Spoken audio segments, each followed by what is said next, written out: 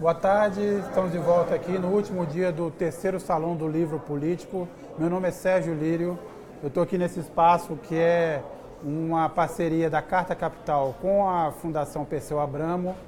Lembrando que aqui estão tendo palestras interessantes, livros com desconto. A gente está no Tucarena, na rua Monte Alegre, em Perdizes. Ainda dá tempo de chegar até aqui.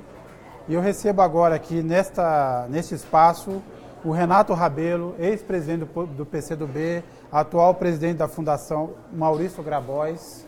E a gente vai conversar um pouco sobre a conjuntura, a situação atual do país. Renato, muito obrigado por aceitar o nosso convite. Estamos aí, Sérgio. E eu começo o seguinte, o que você espera do julgamento do TSE? Olha, o que tudo indica, e isso vai ficando mais explícito no curso do julgamento, é de que o TSE vai inocentar o Temer, né? Porque há uma tendência de 4 votos, né, em 7, que aponta nesse sentido.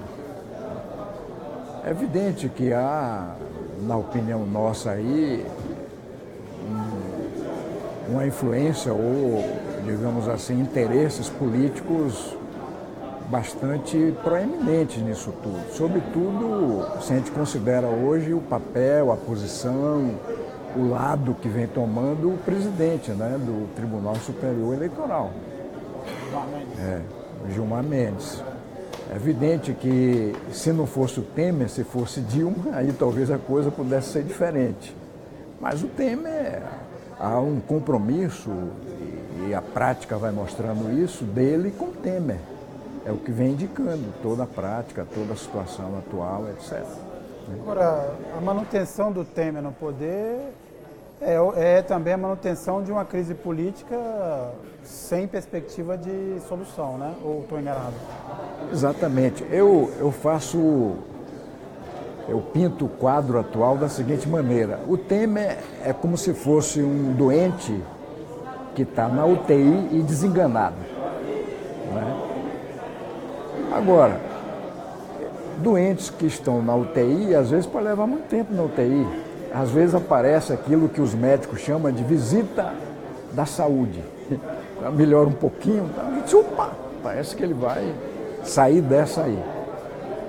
Mas a tendência é exatamente que é impossível o Temer sair de uma situação como essa de forma, digamos assim, a apaziguar mesmo a coalizão que colocou ele no centro do poder.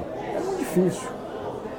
Hoje, boa parte da coalizão vê que o Temer vai sendo um estofo. É muito importante porque ele está cumprindo o que foi acordado, como se diz aí, está entregando a mercadoria, por isso que ele ainda se sustenta, e, sobretudo, os grandes acordos que foram feitos no âmbito da Câmara dos Deputados, no Congresso Nacional de uma maneira geral.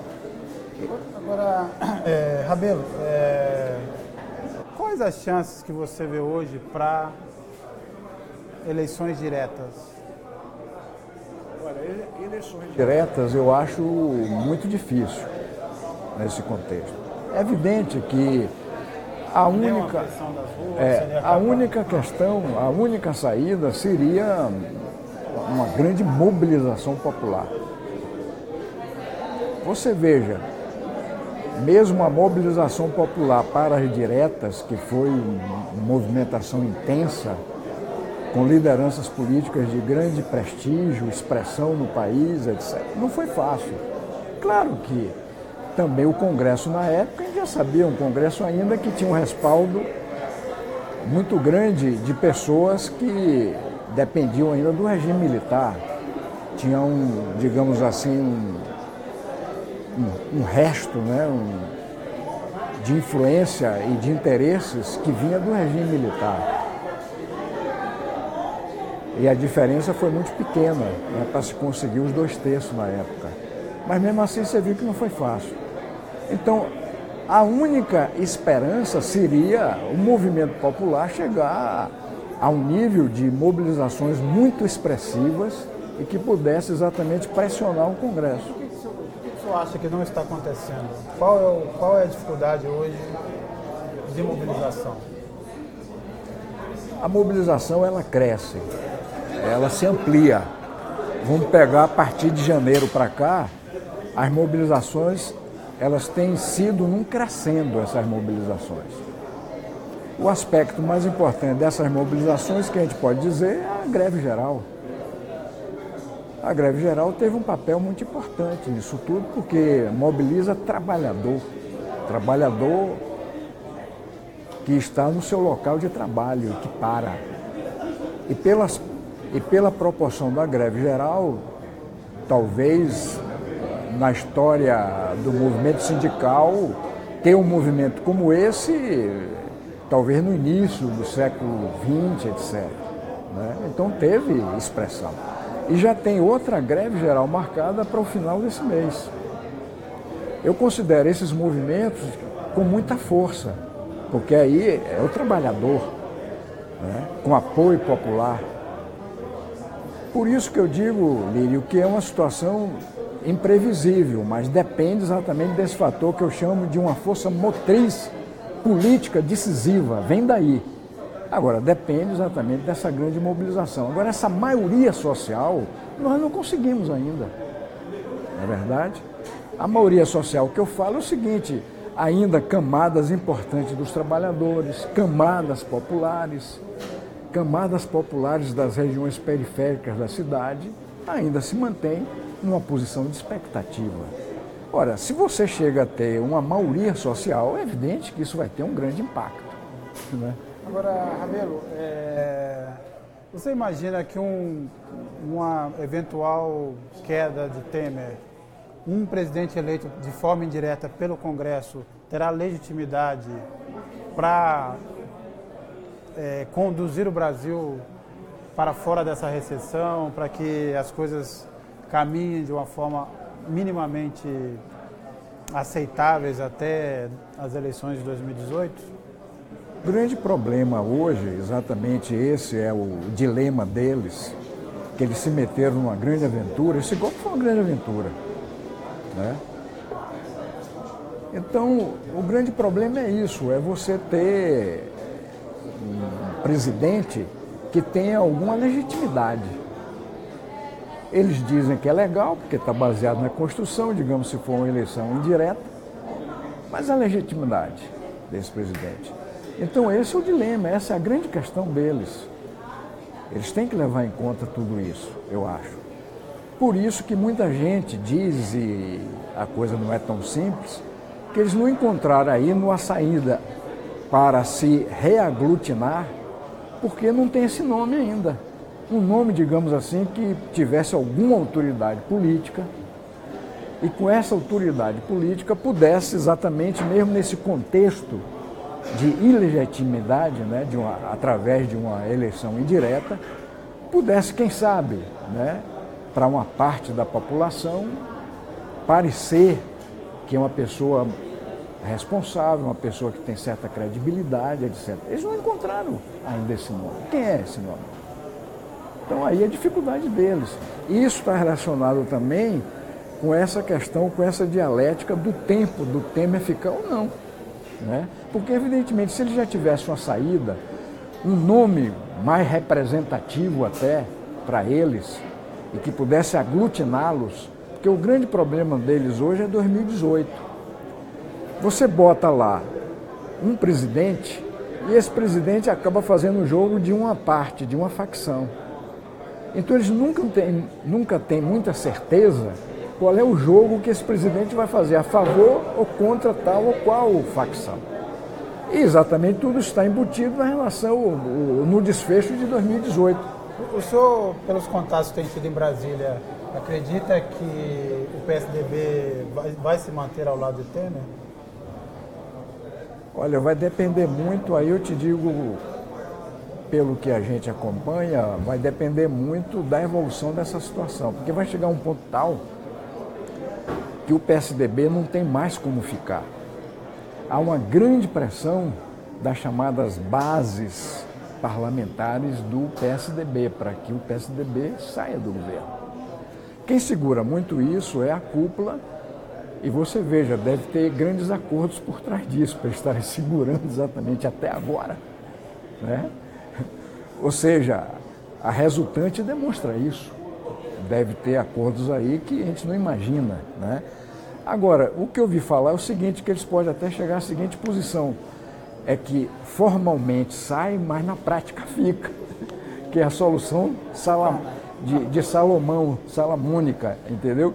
Que é o seguinte, sai, ou seja, oficialmente ele sai do governo, mas os ministros, se quiserem, ficam. E vão continuar apoiando o Temer no Congresso Nacional. Então, na prática, fica. Né? É uma discussão que se tem aí no campo do progressista e tal, e eu queria saber a sua posição. Numa eventual discussão de uma eleição indireta, o senhor acha que a atual oposição deveria participar de alguma forma das negociações? Olha, essa é uma questão para mim que depende muito da situação política do momento, que eu não sei qual vai ser. Se você parte da situação política atual, eu lhe diria que não, que a oposição não deve participar. Né? Não deve participar. Agora, é uma situação tão imbricada de questões, de contradições, etc., e isso vai se tornando mais agudo ainda. Você veja, por que a coalizão se dividiu? Está dividida a coalizão depois, exatamente, da delação feita pelos irmãos Batista. Isso foi como uma espécie de uma centelha e detonou a própria coalizão e a coalizão se dividiu. Por quê? Há um jogo de interesses de classe, de fração de classe, nesse meio todo desses setores dominantes, que nessa hora vem à tona com força. Porque, na realidade, a essência do que eles queriam naquele momento do impeachment é tirar o PT, tirar a esquerda, tentar condenar o Lula ou impedir que o Lula fosse candidato. Isso persiste. Mas naquele momento foi isso, quer dizer, a unidade maior, o denominador comum foi esse. Ora, de lá para cá, com Temer, aí há um jogo grande de interesses que se conflitam também entre eles. Desses nomes que são normalmente citados aí, Nelson Jobim, Tasso Gereissati, Carmen Lúcia, o senhor vê alguma chance de emplacarem? Ou de algum deles emplacar? Um nome que estaria, digamos assim, num lugar que poderia dar uma credibilidade maior é o Nelson Jobim. Não porque foi exatamente uma liderança nacional importante no campo político, foi presidente do Supremo Tribunal Federal e teve aí um papel também importante. E foi na Constituinte uma pessoa muito importante também na Constituinte de 88. Então, um homem que tem um trânsito muito grande. Além de que, no plano político, ele foi e participou tanto do governo de Fernando Henrique como do governo Lula. Né? Então, esse tem um trânsito maior. Poderia, digamos assim, dar uma certa credibilidade. Mas eu não sei se o Nelson Jobim está de acordo a ele, digamos assim, compor com essa coalizão e nessa situação política atual. Acho que eu tenho muita dúvida sobre isso. Agora, Rabelo, falar um pouco da situação do campo progressista. Se o Lula for impedido, for preso, for impedido de ser candidato, qual é a alternativa? Primeiro, eu acho que não vai ser fácil eles prenderem Lula. Por quê? Né? Porque isso pode ser aquilo que eu chamo sempre de um catalisador ou um detonador. E a situação pode exatamente se espalhar mais ainda e Lula ser colocado como vítima nesse quadro todo. Isso para boa parte dessas camadas populares no país, etc. Você vê agora uma pesquisa que é interessante, o Lula tem mais de 50%, quer dizer, mais da metade daqueles que ganham até 2 salários mínimos, quer dizer, uma área popular mesmo. Né? Isso tem impacto também em camadas médias.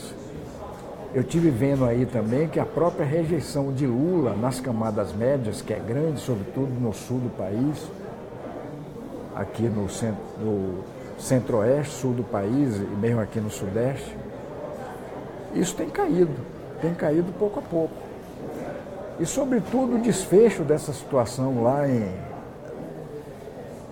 Curitiba, eu não sei até que ponto o Lula pode, inclusive, aparecer como uma pessoa perseguida também, que até agora isso não está muito claro, eu digo para um espectro maior da população, mas pode tudo isso acontecer. Por isso que eu acho que essa questão do Lula, a gente nunca pode dizer que efetivamente o Lula vai ser preso, porque eles podem achar até que prender o Lula vai ser muito complicado e pode se voltar contra ele, é um efeito bumerangue. Pode acontecer o seguinte, é exatamente eles incompatibilizarem Lula e Lula não poder ser candidato. Agora, o senhor acredita na possibilidade da formação de uma frente de esquerda, a exemplo do Uruguai ou de Portugal? Portugal é um caso mais recente. Se é possível, onde é que está a dificuldade nesse momento de formar essa frente? Quais são os entraves? Olha, eu acho que as frentes de esquerda e a experiência que a gente tem no Brasil, elas são feitas exatamente no fragor da luta política e num processo da luta política prática. Porque se for simplesmente na base de programa, de plataforma, etc., só isso talvez não dê conta. Eu vou dar o exemplo da minha experiência no regime militar. Ou seja, o golpe de 64 até o seu fim,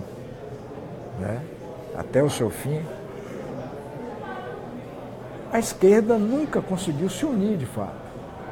Até mesmo naquele início que existia uma grande unidade da esquerda, sobretudo aquela esquerda mais consequente de fazer a luta armada contra a ditadura, mesmo aqueles que estavam dispostos a fazer a luta armada, e foram muitos, não é uma coisa pequena na época, se dividiu mesmo quanto ao caminho da luta armada.